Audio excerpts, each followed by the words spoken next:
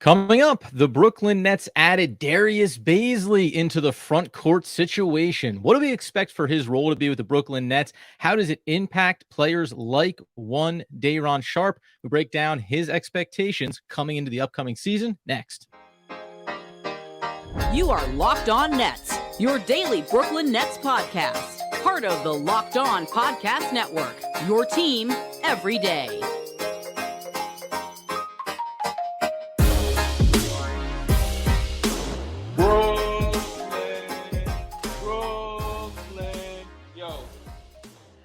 Yes, sir. It is the Locked On Nets podcast right here on the Locked On Podcast Network. It's your team, the Brooklyn Nets, every single day. Over there, you're going to find Doug Norrie. He's the owner-operator of DFSR for all your daily fantasy sports rankings from DraftKings to FanDuel. He's got you covered. I'm Adam Armbrecht, breaking down the ever anxiety-ridden situation with Saquon Barkley and the New York Football Giants on the One Giant podcast. We thank you for making us your first listen of the day. We're free on all those great platforms. And Doug, my goodness, now that Summer League is officially over for the Brooklyn Nets, we can kind of back ourselves up a couple of days to where the Nets did add on a one-year contract the name on everyone's lips, Darius Bazley, as we'll talk about what the expectations are for a young player who obviously we want to see the Nets do this, get younger. This is a young guy that has at least some upside still for his career. Yeah, for sure. We'll get into Baisley's game here in a bit, but I mean, the signing follows along a trend that we've seen this offseason, like you said, which is the Nets just getting younger, and they desperately needed to do this.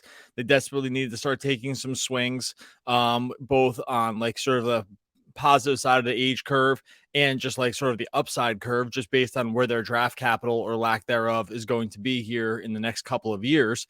And the Baisley signing goes along sort of with the Dennis Smith Jr. and to some degree Lonnie Walker and some of these other and the draft picks too of the moves that the Nets have made. So, we'll talk about what kind of impact Baisley could or might not make, or what are the realistic expectations for him.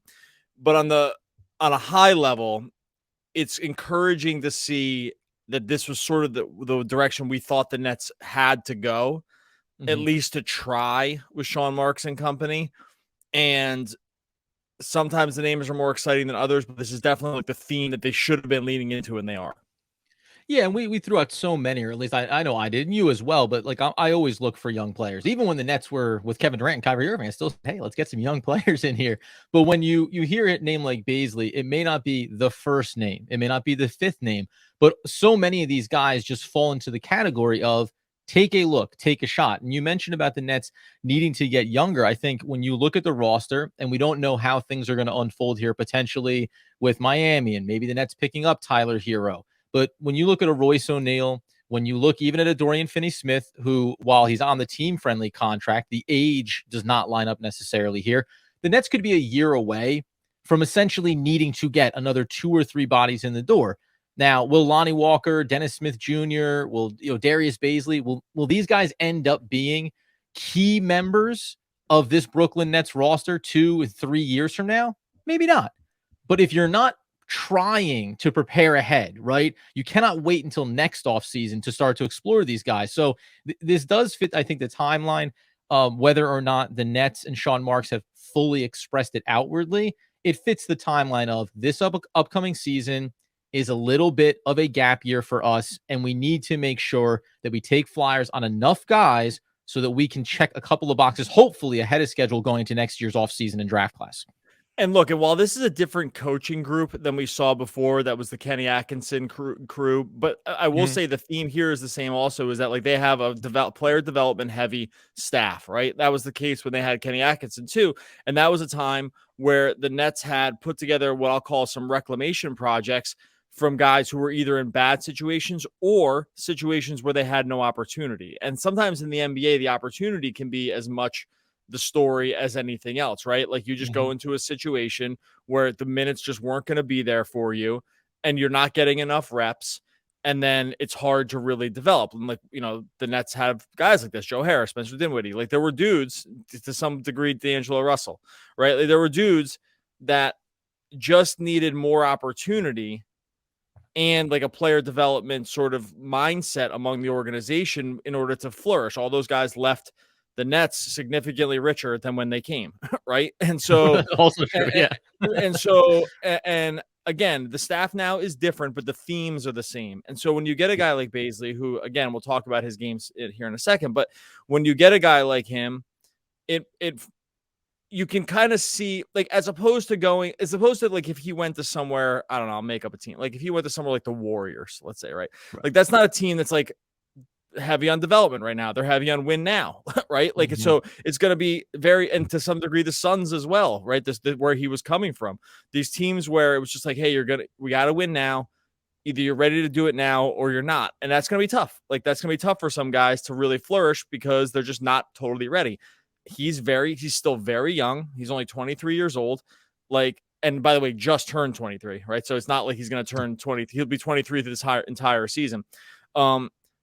There are players like this that you just needed more. They just needed more time on the court, more attention, more specificity around their game. And as an organization, taking chances on guys like Baisley, essentially what you're doing is it's like sort of venture capitalism. It's like, hey, they're not all going to be winners. The hope is when you get them on the young part of the curve, you get one out of every 5 or 10 that really win, right? Like the venture capital operates the same way. It's like everyone knows it's not all going to work out, but you're making sometimes like relatively small bets to hit huge upside, knowing that some of these guys won't ever get there. I've to me personally, the Baisley thing, to some degree, DSJ, like these guys all fit into that theme. And by the way, just as the note here, before we talk specifics on Baisley, remember, we just came out of the Summer League where we were talking about Noah Clowney, an incredibly young player that obviously is a couple of years away. And whatever we think this role is going to be for Darius Bazley with the Brooklyn Nets, when you look into the front court, you're just sitting here and the potential of other maybe moves that are going to happen. You're just looking and saying, how are we going to guarantee that we have viable bodies? You mentioned this specifically when it was about, we were talking about, guys at the G League level and whether or not you give them the two-way contract, right? And I had brought up Jordan Hall, and you rightly reminded everybody, yeah, but you also need to make sure you have NBA viable bodies just in case you need someone to be brought up that you can look at consistently for some minutes. The question that we'll get into here in a second, along with what Darius Bazley's history has been in the league so far, is he that guy? Now, he's on a full 1-year deal with the NBA team. What are the expectations for Darius Bazley, and how does it impact the way it looks like the Brooklyn Nets are going to approach lineup construction going to the upcoming season? We'll dive in on that in just a second. All right, before we get to that, I'm going to tell you about our friends over at Prize Picks. You want to get on the daily fantasy action, but you do not want to wrangle with the salaries. You do not want to go up against some of those sharks in the water. You want to be able to just go against some projections, go more or less, and sort of call it a day. Bring your knowledge into the situation and have a little fun doing it. That is where Prize Picks comes into the mix. I got there.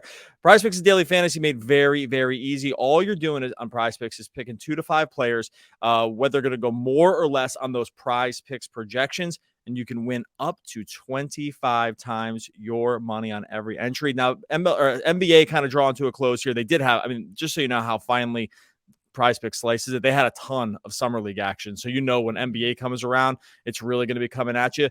In the meantime, get over there for some of the MLB stuff. They got everything. They got pitcher strikeouts, home runs, singles, doubles, triples, stolen bases. It's all there for you over on Prize Picks. They got the PGA as well as we enter some more major season.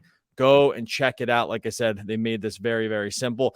All you got to do right now, you download the Prize Picks app or you go to prizepicks.com. You sign up to play daily fantasy sports. First-time users can receive a 100% instant deposit match up to $100.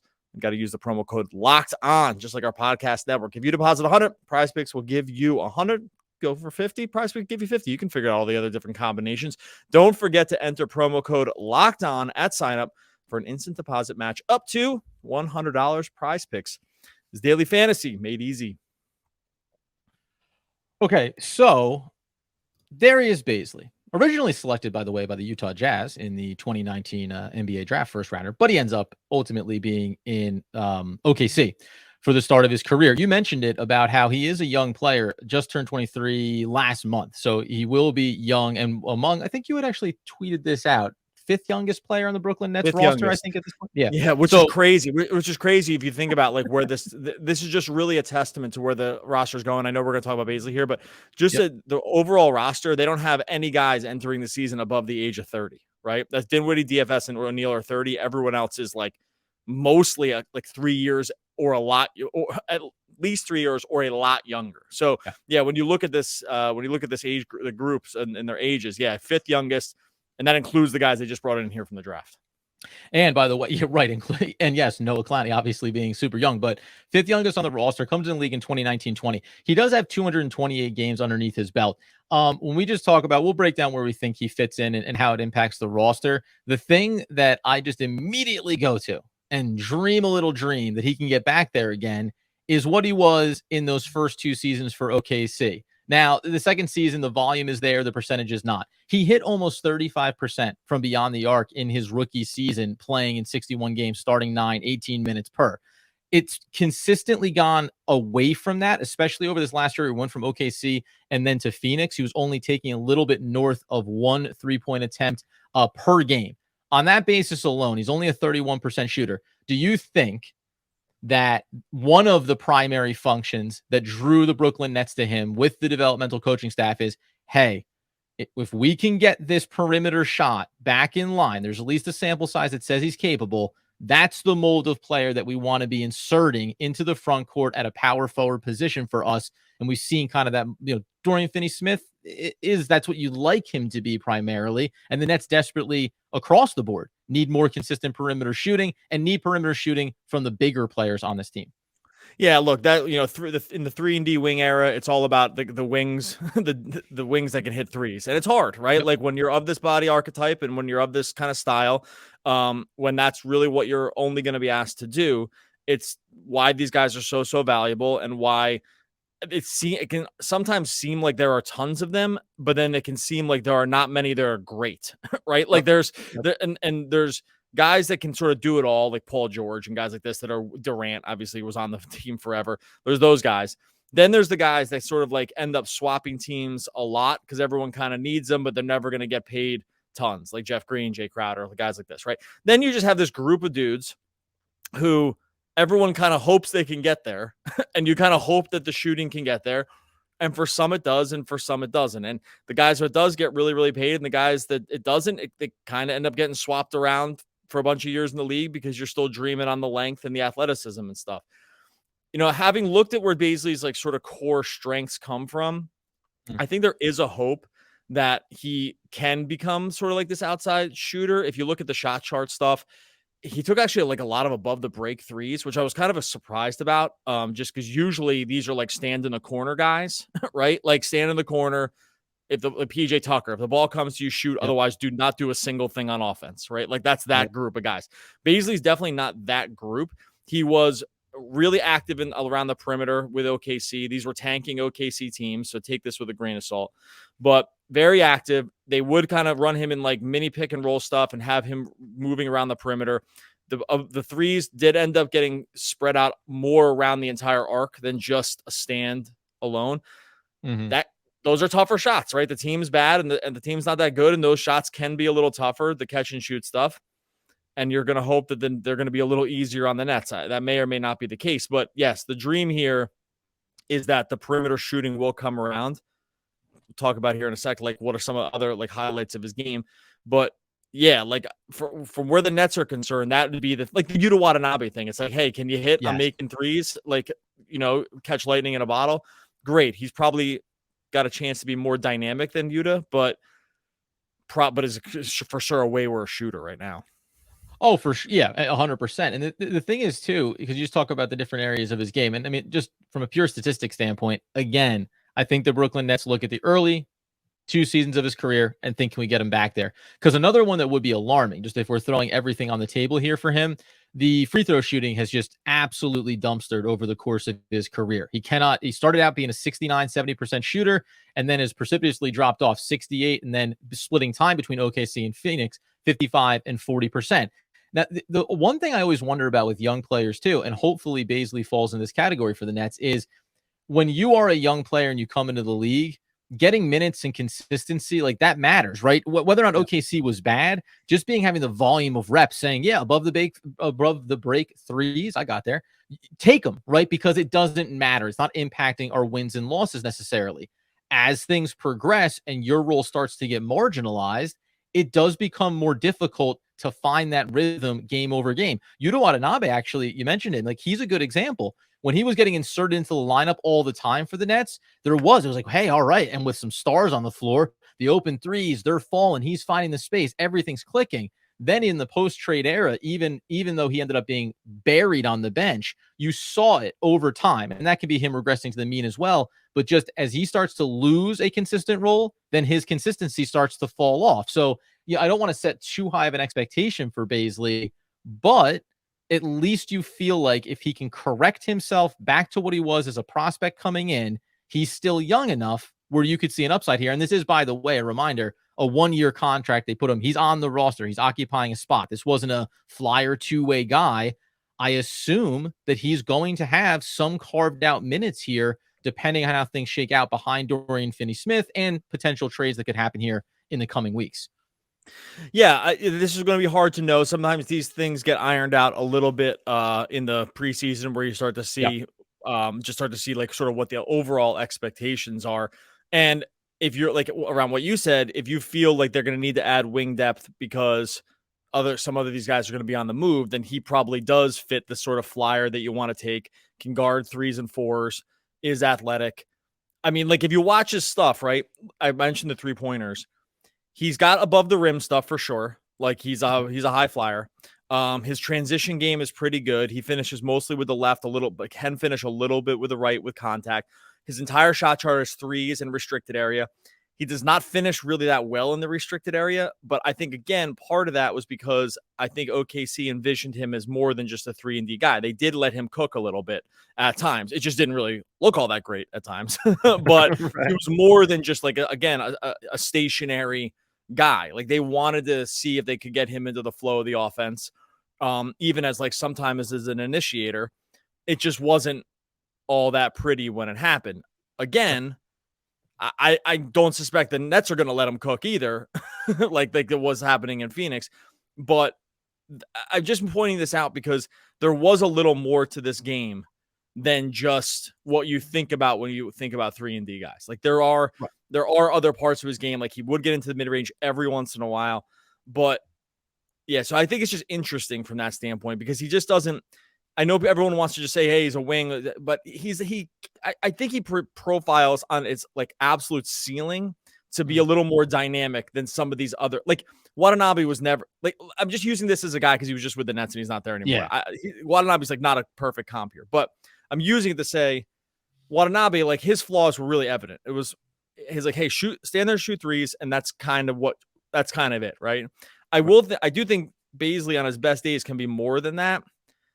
But that kind of guy needing to be like that can offer you significant downside because it may be like he wants to overdo what he can't do. And that can be problematic. Right. And I think that actually was some of his problem in OKC was that it's just like, it sort of looks good. It passes the eye test, but then when you actually look at the numbers, it doesn't look that good. Does that make sense? I think that's kind of the story. And again, I know we're using a not one-to-one comp, but like you say, with Yuta Watanabe, it was always do the thing that we need you to do. And again, expectations of the team, right? And you don't have to do anything else. I think you apply the same thing to Darius Bazley. We have a role that we like for you. We want you to try to function highly at that.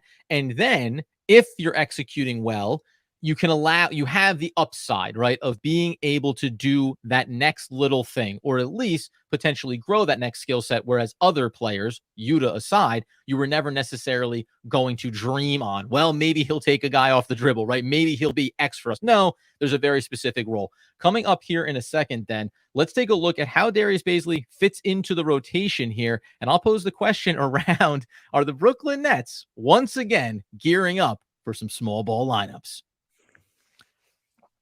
Okay, so Darius Bazley obviously signed to the 1-year contract for the Brooklyn Nets. We're going to continue, by the way, throughout this offseason to talk about that last remaining roster spot, any updates around trades. And then coming up on our next episode, that delicious tease we have, Cam Thomas. Is this guy getting minutes? Be sure that you are subscribed on YouTube and the podcast so you don't miss out on what Doug and I safely assume is going to be a contentious conversation with the fan base. But when they bring in Baisley, and I look at this, you look at two things. One, you look at the depth chart and you look at what he's done so far in the league and the age and the timeline for the Nets, and you think, okay, he's going to have an opportunity at least to do something here. It also is a little bit of a hedge around having some additional size. Again, not one-to-one skill sets, but we want Ben Simmons to be healthy. And if he is, well, then he occupies certain spaces for you on the floor defensively, offensively. Let's just have a safety net there. 111 defensive rating. And while this is for Baisley, and while his offensive rating is not good in totality, he did spike up to 107 here in this last season. He's been progressively getting better on that end of the floor. I do wonder. It looks like the Nets are going small ball again. Like, it looks like they're going for some nice length at the wing positions. And then when we want to, we have options to put a lot of 6, 7, 8, and 9 guys that don't have a lot of mass, but have at least a little bit more versatility than we've seen in years past. Does that pass the eye test for you when you pick up a player like Baisley? Well, it just doesn't pass the eye test. It just passed the roster test. Like, that's just what the roster is. They don't have anybody else. Like, they don't have any other guys except for this. So, I mean, even if it didn't pass, I don't know how it wouldn't pass it. It's just the only options they have. They're entering another season where they don't have like sort of outside of Claxton and they have Claxton and Sharp, and that's kind of it. And they have a bunch of these like kind of 3-4 hybrid kind of guys that can probably fluctuate between those two positions. This is just going to be short of just a massive move coming here. We're just going to see a lot of these almost for sure small ball lineups because they're, let's say Claxton, we'll go over the Nets minutes at some other point here, but Claxton, if he's a 30+ minute a game guy, I'm not sure Sharp has shown you that he can play tons on every single night in and night out. And if they want to just do all switching all the time, then Sharp doesn't really fit because he's going to play drop. And like, that's just going to throw off the whole flow. What Nets fans are going to almost assuredly say here, and they are not wrong, is that the rebounding has been an absolute abject disaster for multiple seasons now. And we have more signings that don't do anything to, negate that or to change that. I mean, I went through the rebounding numbers the other day. I mean, it's like laughable. They're 27th or below in every single rebounding stat for like multiple years on end. They get crushed on the glass. You see it with your eyes and it plays out with the stats. This doesn't solve that. I don't know what exactly solves that in totality, except to just like try to throw as many guys at the rim as possible. But yeah, this one just screams, because even if he didn't play a lot, even if Baisley played 0 minutes, we would still see a lot of these small ball 5 lineups because they just don't have any. They don't have many more outs. Yeah, and it's funny too when you bring up because I said it there at the top of the show. You mentioned a guy like Darius Sharp, and you say, "Well, Baisley's not playing, center. He's not going to be taken away." But it's not about that he's taking away the role of Darius Sharp. It's just about the Brooklyn Nets trying to construct 5-man lineups that offer them some flexibility and some versatility. And it's funny because the same way we are talking about Baisley as a wing or power forward, maybe he'll play at the 5 in a small ball lineup for the Nets. Can he get back that 3-point shot? That's the thing that he's at least shown he's capable of, and you want to try to push it back up again. We've talked about that since Darius Sharp was drafted, right? Like, if he can put together any semblance of a perimeter shot, well, then all of his high energy and the rebounding really comes to fruition. That's where these guys do feel similar, because Baisley, you're saying, hey, if you give me a consistent perimeter shot, the rebounding early in his career, even just from a, gang team effort mentality, he had 6 and 7 rebounds per game once upon a time in his career. So I think for the Nets, you're looking at him and saying, hey, whatever the minutes are, like you said, we'll talk about that in the offseason here. 10 minutes. Can you do the 2 or 3 things that we think you can do functionally well right now consistently? If you can do that, then there's the world where game over game, here's a little more Darius Sharp, here's a little more Darius Bazley, right? Like, the Nets are going to try to, I think, mix and match when it comes to the back end minutes, when you just basically need to spell all of the accountable veteran starters. And the other big factor that I mentioned in there is Ben Simmons. Ben Simmons comes back and he's playing 25 minutes a night. Well, guess what? A lot of these guys don't matter. That includes Darius Sharp in a lot of instances. Yep. If Ben Simmons needs more time, if Ben Simmons isn't healthy, then the Nets, it's not going to be great, but they're going to be saying, I've got 20 to 25 minutes that I need to fill now. And nobody on this roster are they going to point at and go, and you're the guy. Give me 25, right? It's going to be the sum of the parts. And it's so hilarious because every conversation with every guy kind of ends up coming back to Simmons in some way. It's like, it's really kind of amazing. It really highlights how important of a guy, good and bad, like he is for the team, because his specific skill set. By the way, we're going to talk about him with Cam Thomas too, like because it's for a totally different reason, but like he ends up being the sort of ultimate complement to other guys' deficiencies, even though he has major deficiencies of his own. It's funny. But the things he does well ends up really kind of like not matter, having the other things for these other guys not matter as much. So I don't know, like this will get ironed out a little closer to training camp, but just in terms of like who's playing what and what the minutes are going to be in preseason. But a guy like Baisley, to some degree, his upside can kind of rest on the fate of Simmons too, because the Nets could be staring at a situation where I've mentioned the rebound. The other thing they could really struggle this year is offense. Like the offense could be brutal to watch. Oh my God, it really could be. Like there's a world, and it's not hard to see it, where this offense is an absolute struggle bus. And anyway, but no, go ahead. Yeah. No. It's just my last quick notes on Baisley, and then you can close us out. Is just, and it kind of iterates your point about defense versus offense. Really positive. I always love the numbers. He's in the 85th percentile when it comes to free throw rate. He gets there a lot. He's got to be able to knock them down. There's going to be a world where his versatile size helps him get to the line more. But when you look at him statistically, when you look at percentiles, everything, deflections, defensive rebounds, rim defense, rim frequency, like block percentages, all those things are actually great. He's in the 80th and 95th percentile in a lot of these categories, but that's defensive value, and that only works if you're unlocking somebody else's offensive game. Maybe he starts to become a little bit of that two-way player. All right, we got a lot more coming up this week. We're going to talk Cam Thomas and what the future might hold for him with some of these new signings. We'll get into him specifically. Got to talk a little Joel Embiid. I mean, he kind of threw out a little bit that there's a chance that Philly is not his long-term future, which is fascinating. Our boy Jalen Wilson, second team all summer league. Not a whole show, but just give little props right there. So he makes second team all summer league. That news came in while we were recording here.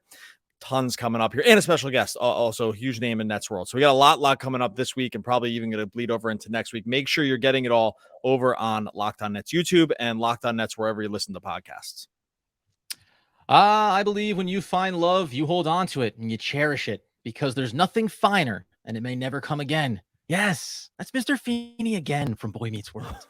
Oh my God. Just making a Locked On Mr. Feeney podcast. And we get one of the all-time great poets. We'll be back again tomorrow talking more Brooklyn Nets basketball. Basketball.